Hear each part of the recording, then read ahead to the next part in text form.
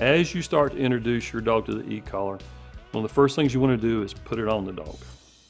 And tension and tightness here is very important. There's multiple ways to do this. My rule of thumb is I pull it to a specific hole on the collar strap where it's very tight, and I back out one hole.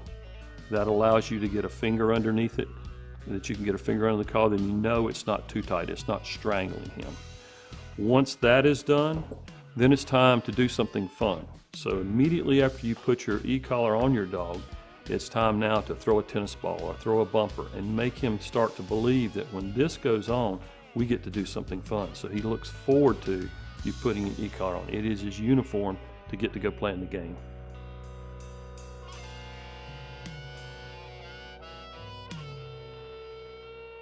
So how do we get a dog to understand that this is nothing more than a leash? In our training, as we start to teach this dog, we're going to be applying leash pressure with our leash on his neck.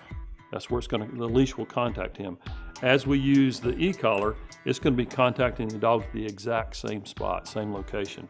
So now each time that we give a tug on the leash, we're going to give a light bump with a transmitter to send the signal to the e-collar to give the dog the stimulation. It's just a light tap. Each time that we use a tug on the leash, we're going to tap him with the collar. And before too long, in his mind, these two are the leash and the e-collar are the exact same thing. There is no difference between them. But get at least 3 stimulations in so that he can start to learn the lesson we're trying to teach him, is that this and our leash are the exact same thing. As you start to stimulate your dog, you're going to use low levels of stimulation.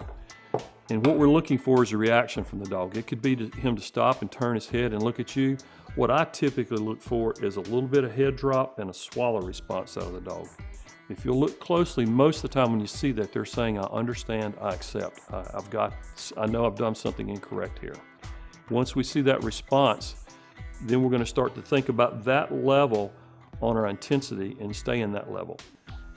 Anytime that you see your dog vocalizing, you're out of bounds and you need to turn that wheel down. Rule of thumb here, though, is to always use the minimum amount of pressure necessary to get the dog to respond and to stop what his instincts are trying to tell him to do. Used properly, this is much easier on the dog than a regular leash is because it's less contact, it's less intensity. But they've just been conditioned through training to understand they have to stop when they feel this.